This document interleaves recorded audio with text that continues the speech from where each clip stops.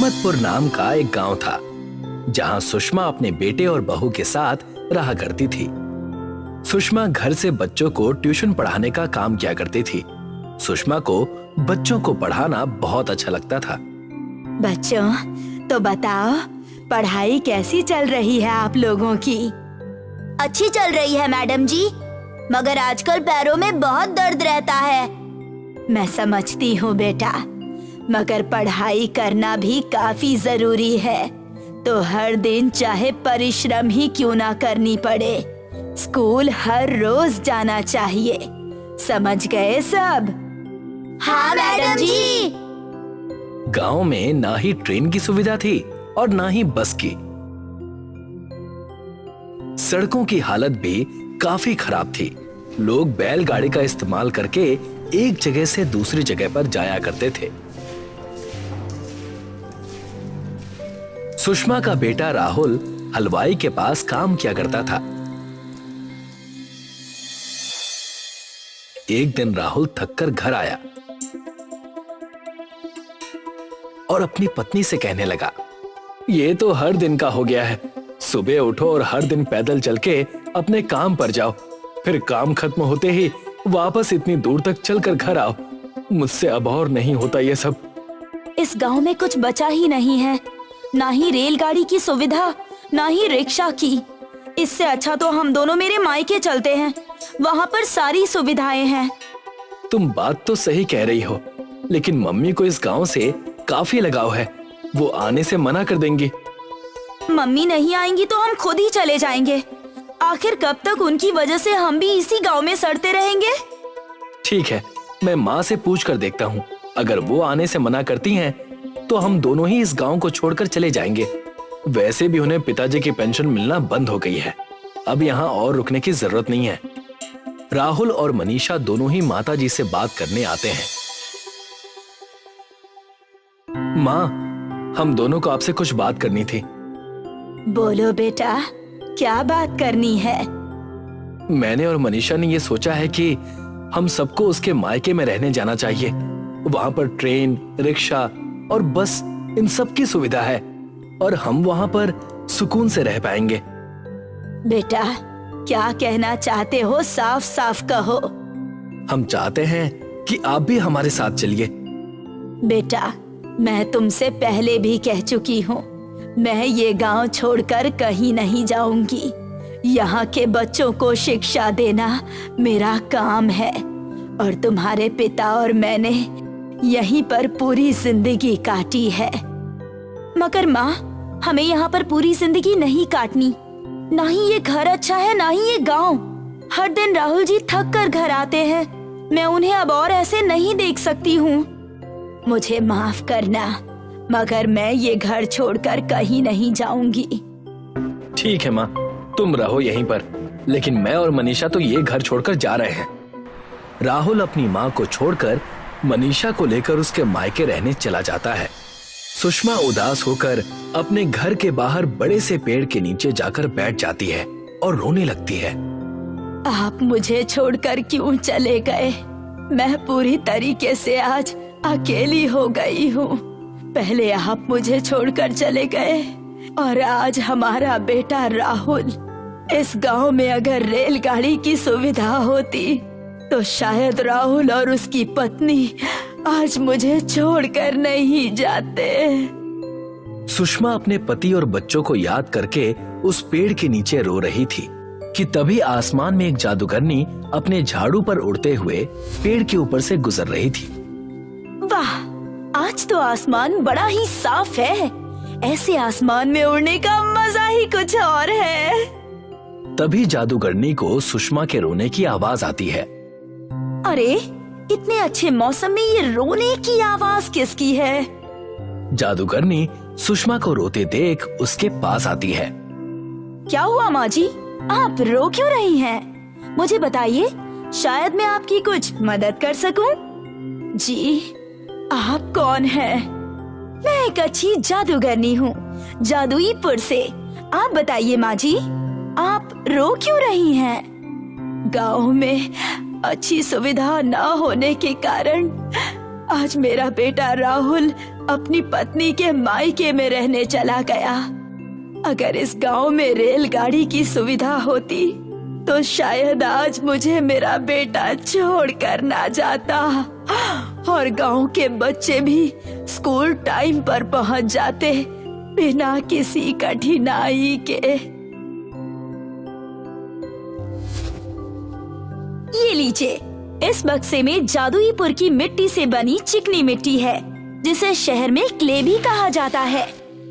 ये कोई ऐसा वैसा क्ले नहीं है। इससे आप जो बनाएंगी वो खुद ब खुद अपना आकार लेकर ठीक वैसा ही काम करेगा जैसे एक असली वस्तु काम करती है।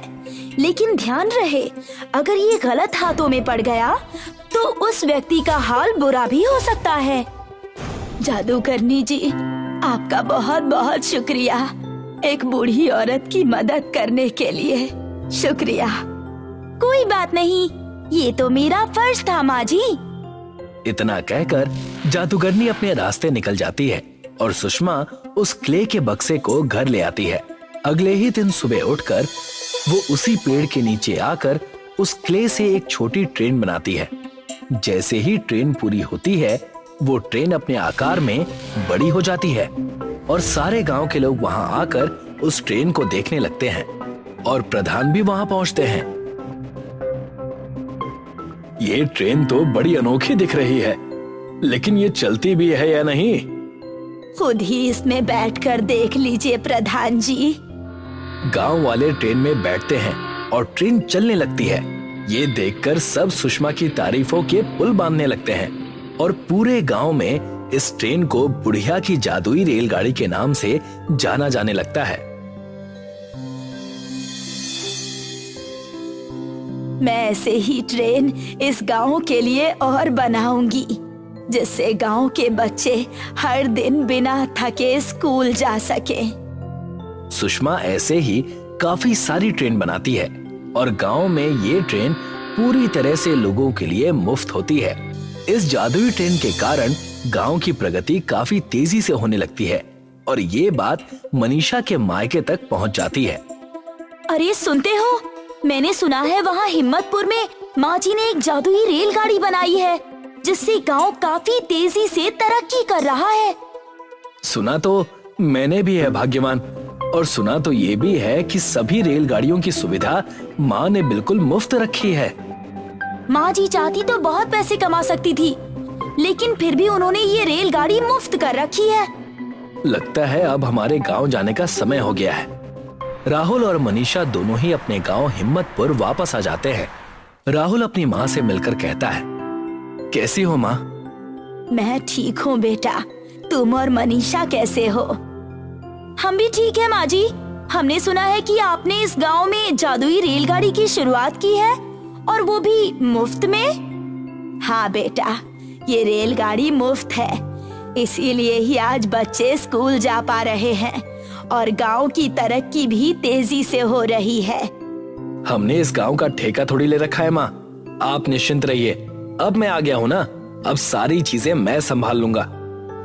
अगले ही दिन राहुल सुबह जल्दी उठकर रेलगाड़ी के पास जाता है और सबसे कहने लगता है, आज से ये रेलगाड़ी इस्तेमाल करने के लिए आप सभी को टिकट लेना होगा।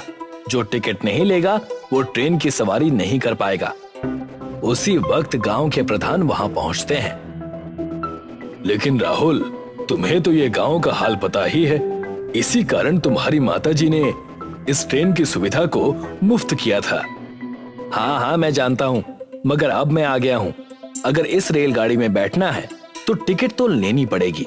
और दूसरी बात ये प्रधान जी कि हम लोगों ने इस गांव का ठेका नहीं ले रखा है जो मुफ्त में रेलगाड़ी की सुविधा देते रहे। सभी गांव के लोग टिकट लेकर ट्रेन में सफर करने लगते हैं। और एक दिन मनीषा राहुल से कहती है, अभी तो हम बहुत धनवान हो गए हैं, लेकिन हमारा घर अभी भी बहुत छोटा है और मुझे पता है कि माँ जी ने ये जादुई रेलगाड़ी कैसे बनाई है। उनके कमरे में एक बक्सा रखा है जिसमें क्ले है और वो क्ले मायावी है। उस क्ले से तुम जो भी बनाओगे वो चीज असली बन जाएगी।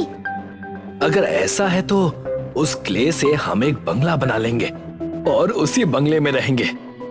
जी, वही तो मैं भी सोच रही थी। आज जैसे ही माँ जी सोएंगी तभी मैं उस बक्से से थोड़ा सा क्ले लेकर आ जाऊंगी। जैसे ही रात होती है वैसे ही मनीषा सुषमा के कमरे में जाकर उस बक्से में से थोड़ा क्ले ले लेती है और अगली सुबह राहुल और मनीषा एक खुले मैदान में जाते हैं और वहां पर राहुल क्ले से एक बंगला बनाता है, मगर बंगले में दरवाजा बनाना भूल जाता है और वैसे ही क्ले वाला बंगला असली बंगले में बदल जाता है और दोनों ही बंगले में कैद हो जाते हैं। अरे ये बंगला कितना बड़ा और अच्छा है। मगर मनीषा, हम ये बंगले से बाहर निकलेंगे कैसे? क्योंकि मुझे कोई दरवाजा नहीं दिख रहा है और मैं दरवाजा बनाना भूल गया था। क्या? अगर ऐसा है तो हम बाहर कैसे निकलेंगे? बाहर जाने का रास्ता जब नहीं मिलता तब दोनों ही बहुत निराश हो जाते हैं और मनीषा कहती है, ये सारी बातें हमारे साथ इसीलिए घट रही है क्योंकि हम लालच में अंधे हो गए थे। तुम सही कह रही हो भाग्यवान, मैंने जो गांव वालों के साथ किया उसी की सजा मिल रही है मुझे। उसी वक्त सुषमा बंगले के बाहर आती है। क्ले निकालकर एक दरवाजा बनाकर बंगले पर लगा देती है और अंदर चली जाती है। और जब राहुल और मनीषा सुषमा को देखते हैं तो उनकी आंखों से आंसू आ जाते हैं। मुझे माफ कर दो माँ, मैं लालच में अंधा हो गया था। हाँ माँ जी, हमें माफ कर दीजिए। हमने जो किया आज हमें उसकी सजा मिल गई है। कोई बात नहीं बेटा, तुम्हें अपने किए पर पछतावा है। मुझे इसकी बहुत खुशी हो रही है।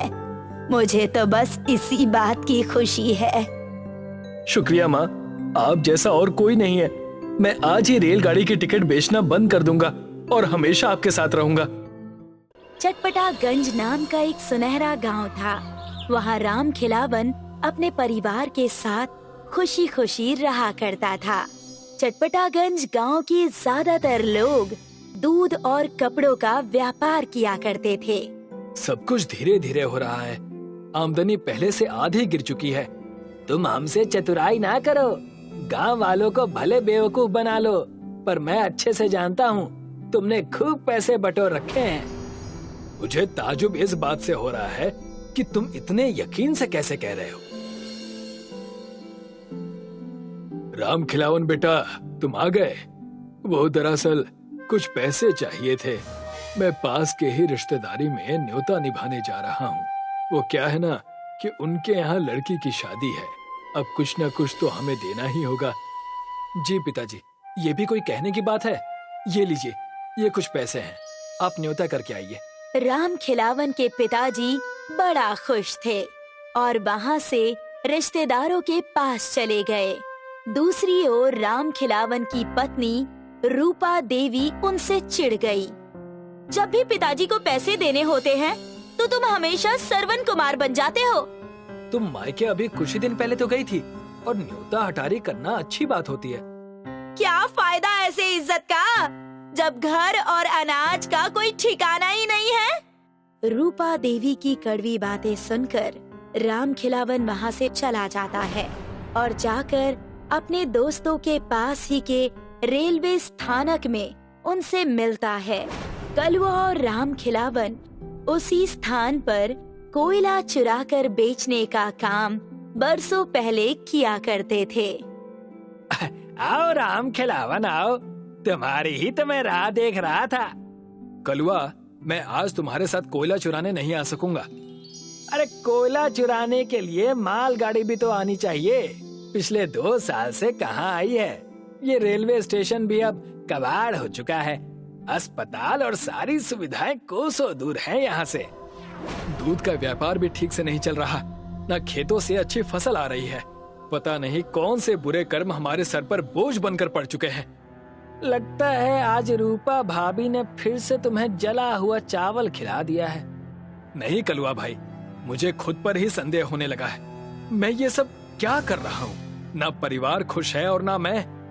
कलवा और राम खिलावन वहाँ बातें कर ही रहे थे कि वहाँ पर उस गांव का सरपंच एक अच्छी सी बाइक पर बैठकर उनके पास आ गया और उन्हें देखकर उनसे कहने लगा, तो दोनों चंगू मंगू यहाँ पर हैं। ये देख रहे हो, एक बिलाती गाड़ी है और इस खुशी में आज दावत है। तुम आ जाना वहाँ पर। जरूर सरपंच साहब, हम सांझ होते ही वहाँ पर आ जाएंगे और आकर सारी तैयारी कर देंगे। तब कलवा अपने खुराफाती दिमाग में कुछ सोचकर राम खिलावन से कहता है, आज शाम को बड़ा उत्पात होने वाला है। तुम देखना, सबके होश उड़ जाएंगे। मैं कुछ समझा नहीं, तुम ऐसा क्या करने वाले हो? चलो दावत में मिलते हैं। राम खिलावन अपने परिवार को लेकर सरपंच के दावत में चला जाता है। इनके घर बिजली भी है। हमारे पूरे गांव में बिजली पिछले साल से नहीं आई है। कुछ भी कहो, सरपंच जी ने इंतजाम तो बढ़िया किया है। अरे राम खिलावन आ गए। जाओ, जाकर वहाँ से बर्फ का पानी टैंकर में भरवा दो। जी सरपंच साहब। सरपंच के यहाँ जाते ही सब अपना अपना काम करने लगते हैं। उतने में वहाँ पर सरपंच की जोर से चिल्लाने की आवाज आती है। हाय राम, मेरी गाड़ी चोरी हो गई, मेरी गाड़ी चोरी हो गई, अरे मेरी गाड़ी चोरी हो गई। कैसे सरपंच हो? तुम्हारे सामने से कोई गाड़ी चुरा कर ले गया? सबकी नजरों के सामने से गाड़ी चोरी हो गई। हाय राम। सरपंच अपने बिलायती बाइक को ढूंढने की बहुत कोशिश करता है, लेकिन उसे बाइक कहीं भी नहीं मिलती। राम खिलावन सारी बातें समझ जाता है और कलवा को गांव में ढूंढने लगता है। तुम यहाँ हो? इतने दिनों तक कहाँ थे तुम? पूरे 6 महीने से तुम गायब हो। तुम्हारा कोई अता पता भी नहीं है। अबे थम जाओ और चलो मेरे साथ, तुम्हें एक चीज दिखानी है। कलवा राम खिलावन को लेकर उस रेलवे स्थानक पर चला गया और वहां जाकर सरपंच की गाड़ी को दिखाने लगा, जो रेलवे पटरी पर खड़ी थी और पूरी रेल मोटरसाइकिल लग रही थी। आगे से मोटर बाइक और पीछे से रेलवे के डब्बे उस गाड़ी में जुड़े हुए थे। उस मोटर बाइक के पहिए पूरे लोहे के थे, जैसे कि ट्रेन के हों। ये सब क्या है? तुम रेल की पटरी पर गाड़ी दौड़ा रहे हो? आखिर हो क्या गया है तुम्हें? कुछ भी बोलने से पहले तुम मेरे साथ इस गाड़ी पर बैठो। मैं तुम्हें एक जगह लेकर चलता हूँ। ना चाहते हुए भी राम खिलावन कलवा के उस रेल मोटरसाइकिल में बैठ जाता है और कलवा उसे चलाकर कुछ दूर कई साल पुराने खंडर जैसे रेलवे स्टेशन पर लेकर जाता है और वहां जाकर देखता है कि पूरा स्टेशन मरीजों से भरा हुआ है। मैं तुम्हें सारी सच्चाई बताता हूँ। जिस रात सरपंच जी के यहाँ दावत थी, उस रात मैं ये बाइक चुराकर वहाँ से अच्छी जिंदगी बिताने के लिए भाग रहा था। लेकिन घटना चक्र ऐसा हुआ कि आज मैं इस मुकाम पर हूँ। उस वक्त हुआ क्या, ये तो बताओ। मैं गाड़ी चुराकर वहाँ से जंगल की ओर भाग गया और वहाँ जाकर मैंने देखा कि एक परिवार बहुत ज्यादा परेशान है। हे भगवान, मेरे बच्चे को कोई बचा लो। मेरे बच्चे को एक जहरीले सांप ने काट लिया है। कोई बचाओ, अरे कोई बचाओ। बाबा, मेरे शरीर में बहुत दर्द हो रहा है। मुझे नींद आ रही है। बेटा, तुम्हें कुछ नहीं होगा, मैं तुम्हारा ध्यान रखूंगा। वो उस बूढ़े बाबा और उस बच्चे को परेशान देखकर उनके पास जाता है और उनसे कहता है, क्या हुआ बाबा जी? वो बच्चा क्यों रो रहा है? लगता है तुम्हें भगवान ने भेजा है। बच्चे को एक सांप ने काट लिया है। बच्चे की जान को खतरा है। जल्द से जल्द अस्पताल ले जाना होगा। आप फिक्र मत कीजिए, मेरे पास ये गाड़ी है ना, हम इसे जल्दी से वहाँ ले जाएंगे। हमारे पास ज्यादा समय नहीं है, इस ट्रेन की पटरी पर से ले चलो।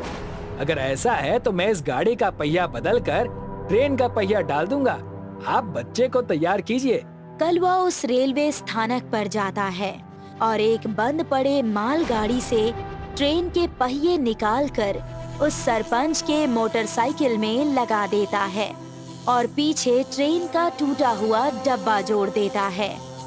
कलवा उस बच्चे को अपने बनाए हुए रेल मोटरसाइकिल में बिठाकर पटरी के रास्ते से होते हुए ही वैद्य जी के पास पहुंचता है। बाबा, मुझे बहुत दर्द हो रहा है। नहीं बेटा, तुम्हें कुछ नहीं होगा। कलुआ उस बच्चे को वैद्य जी के पास सही समय पर पहुंचा देता है और वैद्य जी उसका इलाज करते हैं, जिससे कि वो बच्चा एकदम तंदुरुस्त हो जाता है। धन्यवाद बेटा, तुम भगवान के भेजे हुए चिराग हो। इस जंगल में ऐसे ही कई सारे परिवार हैं जो हर साल किसी न किसी बीमारी का शिकार हो जाते हैं। तुम ही हो जो उन्हें इन सब चीजों से बचा सकते हो। और फिर क्या, तब से लेकर अब तक मैं बस यही काम कर रहा हूँ। हर जरूरतमंद को मैं इस गाड़ी की मदद से उन्हें वैद्य जी के पास ले जाया करता हूँ। इस चीज की हमारे पिछड़े हुए गांव को बहुत जरूरत है। मुझे तुम पर गर्व हो रहा है कलुआ, तुम बड़ा ही नेकी का काम कर रहे हो। कलुआ और राम खिलावन बात कर ही रहे थे कि उनके पास वैद्य जी घबराते हुए आए और कहने लगे, कलुआ बेटा, तुम्हारे गांव के सरपंच के पिताजी की तबीयत बहुत खराब है। उन्हें हमारे स्टेशन के अस्पताल में लाना ही होगा, वरना उनकी जान को खतरा है। राम खिलावन कलुआ के साथ उस रेल मोटरसाइकिल में बैठकर दोबारा गांव जाता है और सरपंच जी के पिताजी को जख्मी हालत में वैद्य जी के पास चिकित्सालय में लेकर आता है। तुम्हारे इतने हिम्मत, तुमने मेरी गाड़ी चुराई। अरे देखो, मैं ये काम लोगों की भलाई के लिए कर रहा हूँ। ट्रेन की पटरी पर अब ट्रेन का आना बंद हो गया है, इसी वजह से मैं लोगों का ख्याल रखता हूँ। सरपंच जी कुछ कहते उससे पहले सरपंच जी के पिता ने सरपंच जी से कहा, तुम पागल हो, ये दोनों नेकी का काम कर रहे हैं। अगर ये गाड़ी ना होती तो आज मेरे प्राण संकट में होते। इनके नेकी के काम को हमें सराहना चाहिए। धन्यवाद काका, ये तो मेरा फर्ज था। राम खिलावन का परिवार अब बहुत खुश हो गया और सभी एकजुट होकर अच्छे से अपनी जिंदगी बिताने लगे।